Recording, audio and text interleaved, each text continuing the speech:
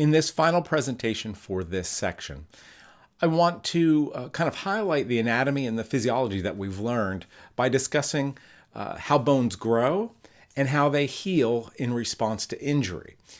This will highlight the importance of bone as a living tissue and a bone that responds and adapts to the changes we place upon it. It also will show us how our exercise that we prescribe can reduce the risk of injury and enhance normal growth of bone and maintain bone as we get older. We'll end this presentation by talking about osteoporosis and how this gradual bone loss that occurs during aging is important and how we can impact it with the exercise we prescribe. So again, what we can see here on a long bone is where they grow. Now there's a difference between bone growth and bone remodeling. Bone remodeling occurs throughout life in response to the stresses placed upon the bone. But bone remodeling does not increase the length of the bone, the shape of the bone, etc. Bone growth is something that occurs in children up until their growth plates fuse or ossify.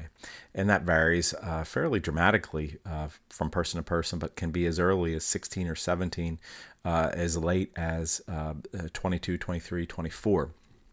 Again, you can see this on an x-ray, but the growth plate is where the bones lengthen. So it's where a person gets taller and the bones get bigger. And the growth plates are most pronounced, obviously, in long bones. So in this case, looking at this femur, we would see that this region, the metaphysis, is going to be lined with this growth hyaline cartilage, and that would be called the growth plate. And that's where new bone is laid down to make the shaft longer and the leg longer as a result. It's a transitional zone between the head of the bone and the shaft of the bone where new bone is constantly being produced. It's filled with cartilage. It's a specific type of cartilage called hyaline cartilage, growth hyaline cartilage specifically. And eventually this will ossify, which they call the growth plate closing, because you actually see space on an x-ray between the end of the bone and the shaft in someone who's not skeletally mature, but then eventually that ossifies and becomes solid bone, which we then call the epiphyseal plate. So that's how bones will grow in length. And there is a growth plate for long bones, both at the proximal end and at the distal end.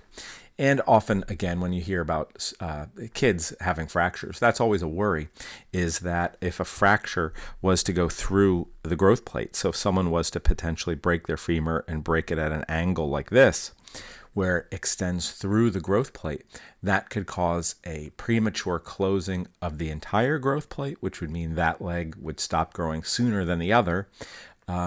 And therefore you end up with a leg length discrepancy, or it can mean that a portion of the growth plate stops growing and the bone can grow not in a linear fashion and therefore has some type of a bend to it. Now, again, the docs are very good at preventing this from occurring in most cases, but that's why it's a much bigger deal for me as an athletic trainer if I have an athlete that's a kid that's still growing, that has a fracture near the joint, which is where the growth plates are, versus a mid-shaft fracture of the femur. Both are a big deal, but the mid-shaft fracture is not going to affect the growth of the bone potentially. This is an example of a couple things here. What we can see are the epiphyseal plates. So this is an x-ray for a kid that hurt his wrist potentially, and got an x-ray. And when you start to look at this, we see things that look like they could be fractures, right? We see something here, looks like a potential fracture, something here potentially fracture, and then something here. Again, if we know our anatomy, we have a pretty good idea. We also see some space here, again, potentially a fracture. Some of these are going to be epiphyseal plates, the growth plate, and some are going to be fractures. But again, they look very similar because there's space between the bones, and that's because they are filled with cartilage. In actuality, what we see are, again, the brown arrows are going to be growth plates. So those are normal spaces between the bones, healthy spaces. That's where the bone is going to add to length. But then we do have a fracture of what bone would that be? Right here, okay? Thumb side, so that would be the radius, the ulnus over here. So that's a fracture of the distal shaft of the radius, but it is not through the growth plate. So again, and not displaced very badly. So probably with casting and immobilization, that person will heal. And again, kids heal very quickly, especially their bones. So, again, probably, again, if you're going to have a fracture, probably a good fracture to have.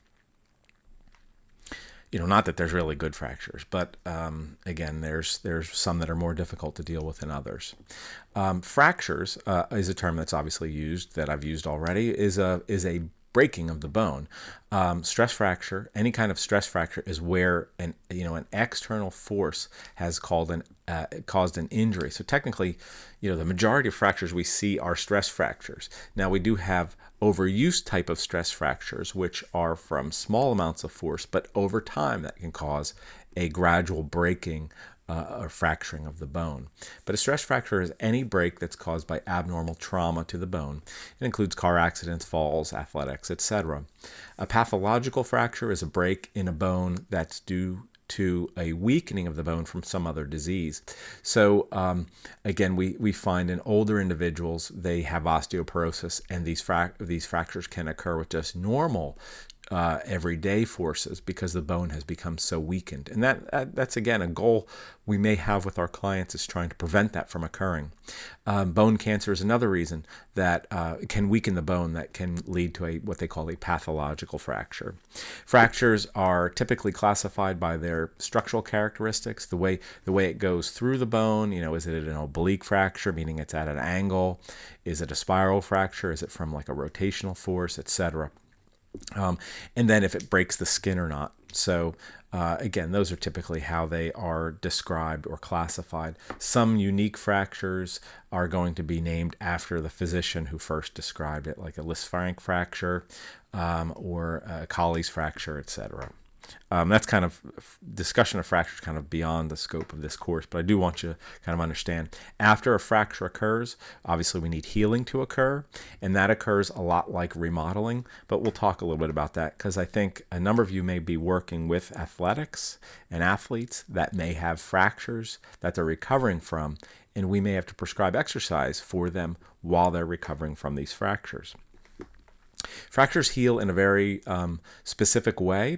It is like any other tissue. Fractures will heal first by typically forming a hematoma. Okay, a hematoma is basically a collection of blood. So again, if someone has a fracture, and this looks like, again, an oblique fracture, it's through the shaft of the bone. Bone has a very good blood supply, so we tend to get a fairly significant amount of bleeding. A person won't bleed to death from a fracture unless certain, an artery or something is involved, which is always a worry with a fracture. Short-term worry. But again, we get this collection of blood in the area that brings white blood cells, fibroblasts, other cells to the area that are going to help with the healing process. What starts to happen is we start to lay down new bone, and bone will heal itself by forming what's called a callus. So it will actually lay down a lot of bone tissue in this enlarged area that causes this, again, the bone to look bigger or thicker, and they call it a bone callus. There's an internal callus, which is the bone tissue that's growing between the bones, but then we also have this external callus that forms around there.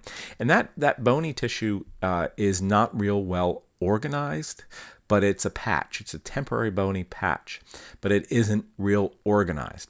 And while it does hold the bones together, it is not necessarily real strong initially, but it will become stronger. Then what happens over time is the bone that's in there, especially the internal callus, will become more organized and much more like normal bone tissue, and will become stronger and more dense and so on. And eventually we end up with a healed fracture. That healed fracture site often is more dense and still will often retain some of that callus and be a little bit thicker. And a lot of physicians would say that at the end of this, the fractured location is stronger than the areas above and below. So a subsequent fracture, if a person was to break their femur again, God forbid, it's unlikely to occur at the fracture site and is more likely to occur just above or below the fracture site, because that callus doesn't fully reabsorb, and we end up with an increased amount of strength at the fracture site, which is just interesting. But it does take time for fractures to heal, and we do need to give some time for that fracture to heal and the bone to regain that strength. This is an example of that callus. This is actually my son, who had fractured his third metatarsal. So this is the big toe over here, and second metatarsal, third metatarsal.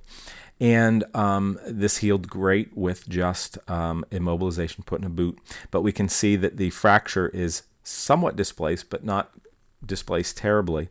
And this is while he was still healing. And what we can see on the x-ray is this bony callus that's formed around that fracture site, which will eventually get smaller, but does yield a very strong healed bone that is less likely to fracture probably than fracturing above or below it.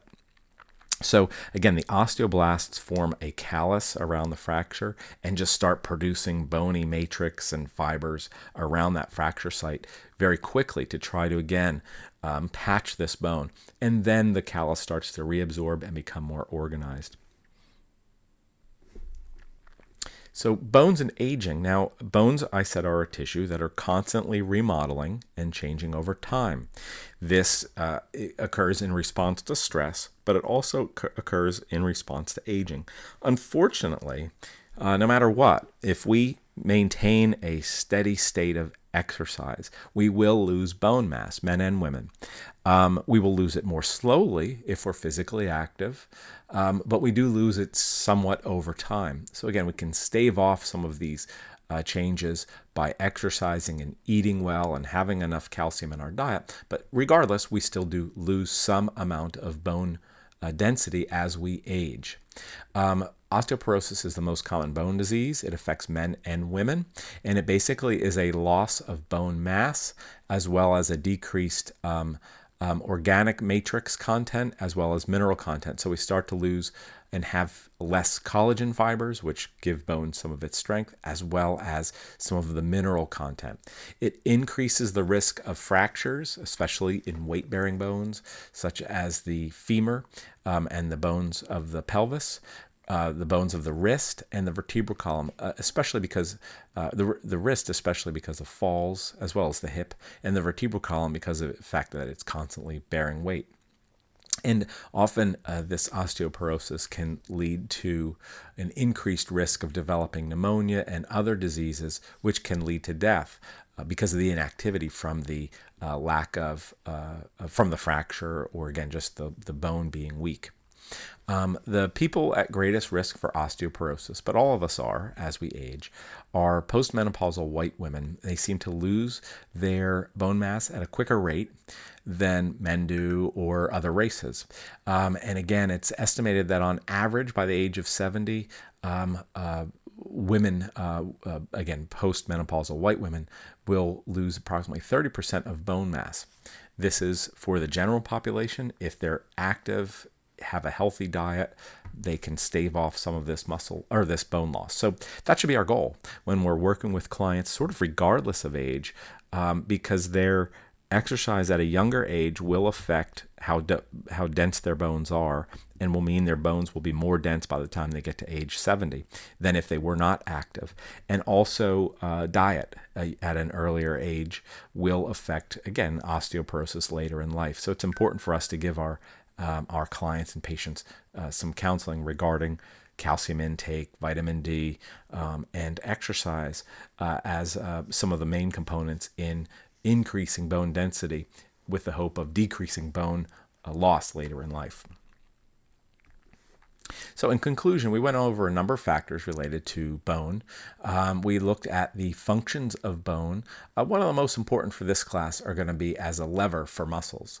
But they do have other functions, such as producing red blood cells, white blood cells, etc. With, again, red blood cells being very important for physical activity because of their oxygen carrying capacity.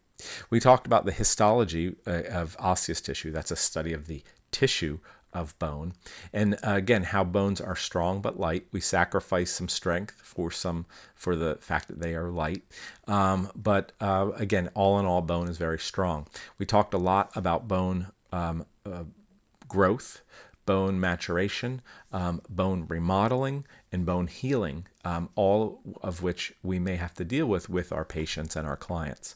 But again, I think the most important factor, and again, most of the time when we're prescribing exercise, we aren't thinking about bone. We're thinking about muscles, we're thinking about performance enhancement, and so on. But certainly we should give some thought to how can we maintain a person's bone health through a combination of diet and exercise. Hopefully this presentation was interesting to you and you learned some things. You can move on to the next presentation where we're going to examine the joints of the body, or the different types of joints that are formed by the bones of the body.